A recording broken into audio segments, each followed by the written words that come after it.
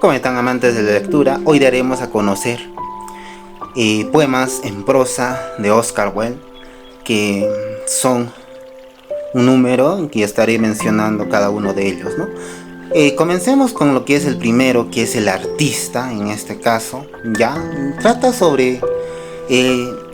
esta prosa nos habla sobre la historia de un artista, ¿ya?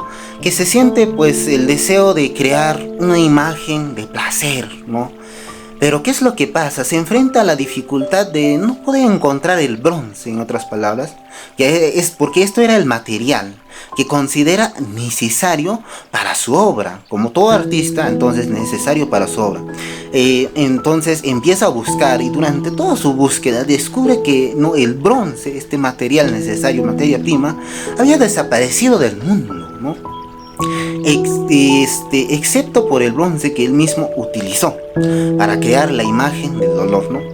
Lo cual permanece eternamente en la tumba de lo que más amó en la vida, ¿no? El artista toma la imagen del dolor, ya esa imagen, y lo funde en el horno para transformarla en bronce, necesario que para esculpir la imagen del placer.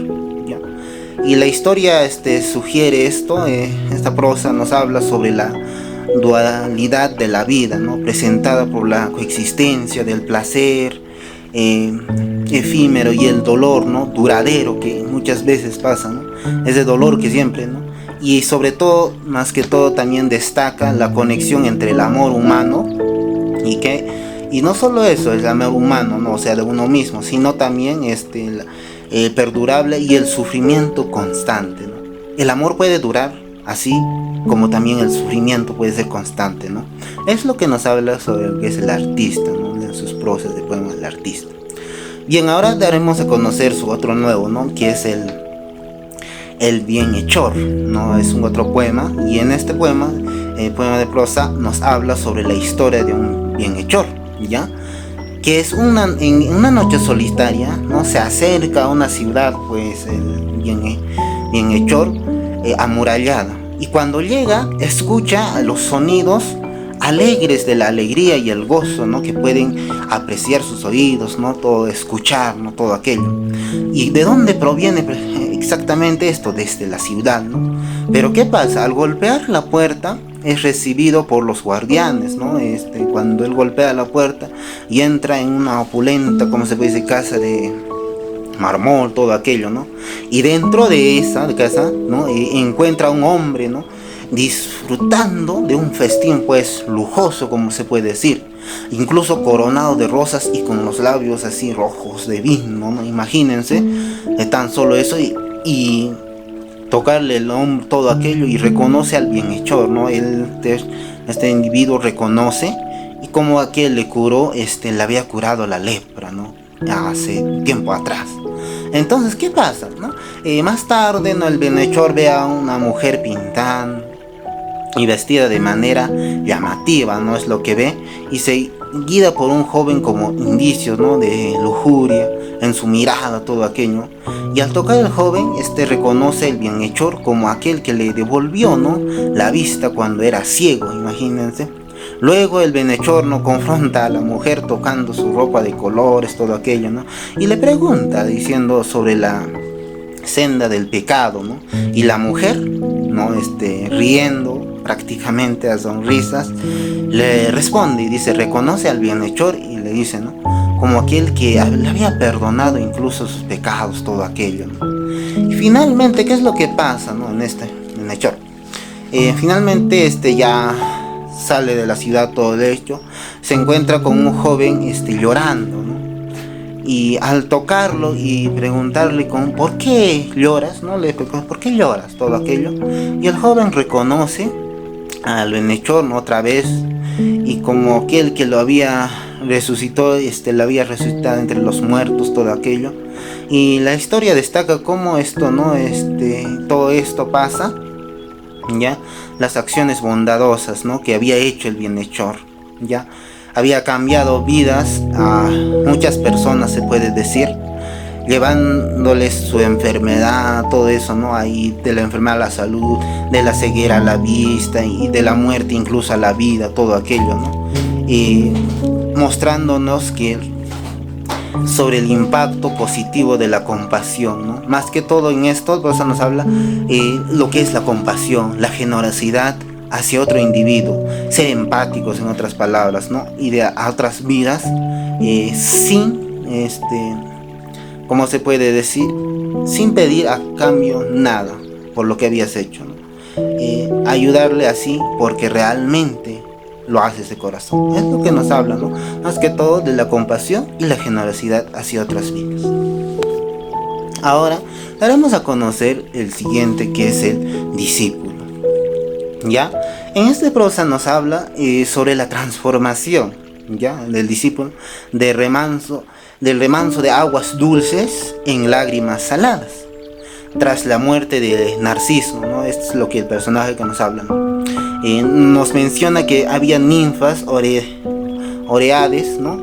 Que acuden, ¿no? A consolar al remanso, expresando comprensión por su duelo por el hermoso Narciso, todo aquello, quien siempre le desdeñaba, pero se acercaba al remanso, todo aquello, ¿no?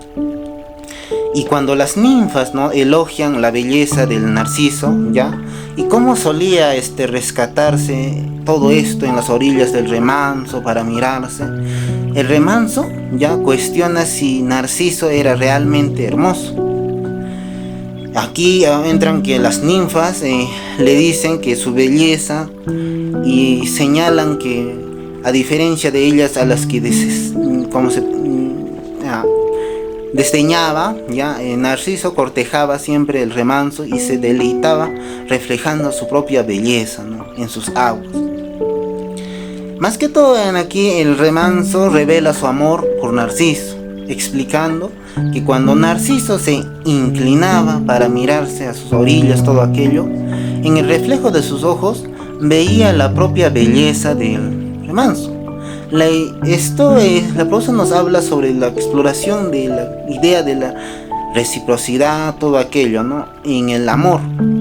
Como el remanso encontraba en el reflejo de Narciso una conexión única ya, y a la vez era significativa, entonces destaca la subjetividad de la belleza sobre todo, ¿no? Y las diferentes perspectivas en las relaciones que podemos tener. Es lo que nos habla de este prosa. Seguidamente pasaremos lo que es el maestro, ¿no? Uno de esos. Y el maestro. En esto nos habla sobre, presenta más que todo a José de Arimatea, ¿no? ¿Quién es esto, no? Este había caído a la oscuridad, desciende desde un alto sano hacia el valle de la desolación, ¿no? O sea,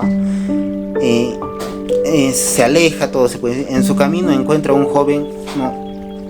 Desnudo, ya, arrodillado y a la vez llorando sobre las duras piedras, imagínense, ¿no? Y este joven tiene pues cabellos color, como se menciona, color miel, y un cuerpo semejante a una flor blanca, imagínense, ¿no?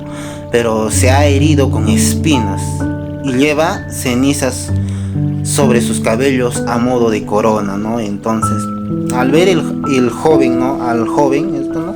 José de Arimatea, ya, dueño de grandes posesiones, él, ¿no? Tenía grandes riquezas, todo aquello, le expresa su comprensión, ya, por su gran aflicción. Él le comprende, trata de entenderlo, y asumiendo que llora por un hombre justo. Pero ¿qué es lo que pasa? Sin embargo, ¿no?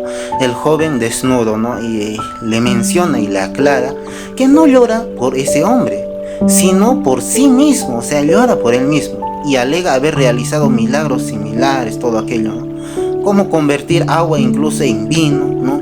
Curar leprosos, devolver la vista a los ciegos, caminar sobre las aguas y expulsar demonios, y sobre todo alimentar a los hambrientos en el desierto y tantas cosas más, ¿no? Pero además él asegura haber resucitado incluso a los muertos, e incluso secado una higuera sin fruto, todo aquello, ¿no? En presencia de una gran multitud. A pesar de estas acciones, ¿no? Pregunta por qué él no le ha crucificado como al hombre que a José de Arimatea se refiere, ¿no? ¿Por qué? Todo aquello, ¿no? Y más que todo, esta prosa nos invita a reflexionar sobre la ironía de la situación. ¿ya? Planteando a veces preguntas sobre la recepción de la o percepción de la justicia, ¿no? Porque sabemos que pasa tantas cosas y a pesar de eso hoy en día nuestra sociedad es así. Pasa tantas cosas que la vida es injusta, ¿no? Solo el rico puede hacer muchas cosas y esto es lo que pasa, ¿no? La justicia y el destino de aquellos que realizan más que todo actos similares. También cuestiona la naturaleza de la crucifixión, ¿no? Y la manera que algunos son seleccionados para enfrentar tal destino, mientras otros, a pesar de realizar milagros parecidos, no le experimentan nada, ¿no? Todo aquello. Daremos a conocer otra prosa más, que es la sala del juicio. Esta prosa nos habla sobre todo, presenta un juicio celestial, ya, en la sala del juicio, donde aquí un hombre comparece desnudo ante ¿quién? Ante el divino, que es Dios, ¿no? Se puede decir. Y Dios abre un libro de la vida del hombre, o sea, empieza a abrir cómo había sido, ¿no? El hombre llega aquí y abre Dios al hombre y le expone todos los actos perversos y crueles de su vida, ¿ya? Incluyendo la negación de ayuda a los más necesitados, la violencia a los indefensos, todo aquello que había hecho durante toda esta vida terrenal, se puede decir, ¿no? Y el hombre admite sus acciones. Y desde entonces Dios continúa mostrando, sigue la perversidad del hombre, resaltando su búsqueda ansiosa de la belleza, ¿no? La revelada y su desprecio por el bien oculto. ¿Ya? En esto se describe pues las prácticas inmorales que había hecho, ¿no? ¿Qué cosas? Imagínense tantos y la adoración, ¿no? Que pasan hoy en día, ¿no? Vemos más que todo la adoración de los ídolos, de carne, todo aquello. Nuevamente el hombre, todo esto lo menciona Dios y nuevamente el hombre admite sus acciones. Ahora en la tercera instancia, Dios acusa al hombre de pagar el bien con mal y la bondad con agravio. ¿Qué quiere decir? Cada vez que hacía bien, pagaba con mal. Cada vez que tenía bondad, era agravio. Y cada vez que traicionaba a aquellos, le brindaba brindaron ayuda, ¿no? Incluso traicionaba. Y es lo que pasa en ser humano cada uno. El hombre acepta su culpabilidad nuevamente. Porque ¿qué es lo que vas a decir a alguien que te dice toda tu verdad?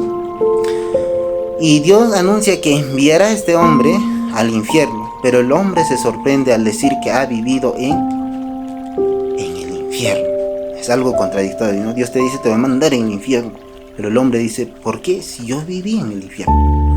Siempre, ante la imposibilidad, ¿no?, de enviarlo al infierno, Dios decide, ¿no?, enviarlo al cielo, pero el hombre nuevamente objeta todo esto, argumentando que nunca ha sido capaz de imaginar todo aquello, ¿no? El texto termina con un silencio, ¿no? Prosa, ¿ya? Dejando más que todo al lector, a todos nosotros, con la complejidad de la moralidad y la percepción individual de la realidad. Ya, puede pasar muchas cosas, pero siempre tenemos que tener esa moral, que si realmente hacemos lo bien o lo malo, y más que todo perseverar esa percepción individual de uno mismo y con la realidad de la redención. Es lo que nos enseña, ¿no? Y finalmente ya daremos a conocer lo que es de una de sus últimas prosas, ¿no?, de Oscar Wilde, ya, el maestro de la sabiduría, que nos da a conocer desde su juventud, ¿no? Menciona que había poseído con un profundo conocimiento de Dios, ya. Decidió dejar a sus padres y dedicarse a difundir este conocimiento por el mundo. Es como decir, nos habla más que todo, ¿quién en la Biblia, no?, de Jesús, todo aquello, ¿no? Había dejado a sus padres todo para ir a predicar, ¿no? Y sin embargo, lo que nos habla de esto es que atravesó numerosas ciudades, incluso, ¿no?, ganando seguidores, convirtiendo a muchos. Sin embargo, a medida que su número de discípulos aumentaba, crecía, ¿no?, era sumativa incluso todo aquello, sentía un creciente tristeza sin comprensión a la razón. Y existió un momento en donde de profunda, como si el maestro llega a una conclusión de que había compartido el conocimiento perfecto de Dios con los demás seres vivos, ¿no? Dividiendo, ¿no?, la perla en gran precio, siente que ha empobrecido su propia conexión con Dios.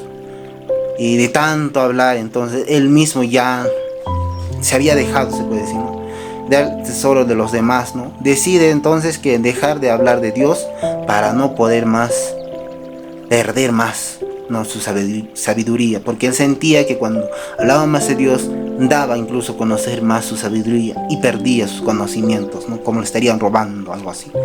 A pesar de las objeciones, ¿no?, de los discípulos, todo aquello que había ya conseguido y la multitud que le seguía, mantiene firme una decisión, ¿no?, de no hablar más de Dios, todo aquello. Se retira en un desierto y se convierte pues en un ermitaño, en otras palabras, ¿no? Se encuentra con un joven ladrón y a pesar de su resistencia inicial, finalmente ya entrega sus conocimientos de Dios a cambio de evitar que entre, ¿no?, a la ciudad de los 7 pecados. Todo es lo que nos habla, ¿no?, en esta prosa. Después de entregar este conocimiento, ya el ermitaño ¿no?, visita a una figura divina que realmente revela que ahora posee el perfecto amor de Dios, ¿ya? Más que todo habla sobre la idea en que compartir la sabiduría divina puede ser un acto de empobrecimiento, pero ¿de quién? Personal, de uno mismo, ¿no? Pero el amor divino es más valioso, ¿no?, que todo esto. ¿Qué nos da a entender esto? Sobre todo lleva a una reflexión sobre más que todo el valor, ya, de compartir el conocimiento divino y la posibilidad incluso de perder algo a cambio, ¿no?, de hacerlo. Habla sobre lo que el amor de Dios es más valioso que la sabiduría y que el acto de dar puede conducir a una conexión más profunda con el divino, ¿no? La decisión de nuestro maestro de cambiar el enfoque de la sabiduría a amor, ¿no?, todo. Incluso revela la comprensión más completa, ¿no?, sobre lo que es la espiritualidad, ¿no? Todo aquello es lo que nos da a conocer. Compartir un conocimiento divino es mucho más que compartir un amor propio todo. Eso sería todos los prosas de Oscar Wilde. Muchísimas gracias.